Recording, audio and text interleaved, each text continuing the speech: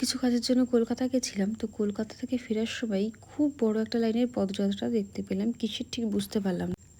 খুব ভোরেই বেরিয়েছিলাম এবং খুব খিদেও পেয়ে গেছিল। তবে ভাত খাওয়ার মতো সময় তখনও হয়নি। তাই কচুরি এবং কাবলি চানা আর ডিমের পোচ দিয়ে আপাতত ক্ষুধা নিবারণের চেষ্টা করলাম। সোদপুরে হাইওয়ের পাশে এই দোকানটি অত্যন্ত সাধারণ, তবে বলে না যে সাধারণের মধ্যে অসাধারণ থাকে।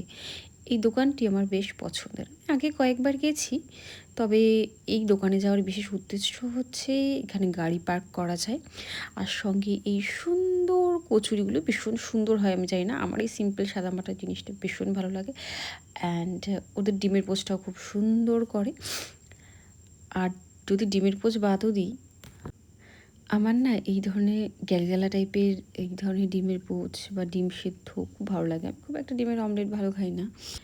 এছাড়াও ওখানে লিট্টি চোখার অপশান আছে। আমি একদিন ট্রাই করেছিলাম, তবে আমার কচুরিটাই বেটার লাগে কেন জানি। আর সবথেকে বেস্ট এই জায়গাটা লাগে, ওদের দোকানের পিছন দিকটায় এরকম বড় জলাশয় এবং ওখান থেকে খুব সুন্দর হাওয়া দেয়।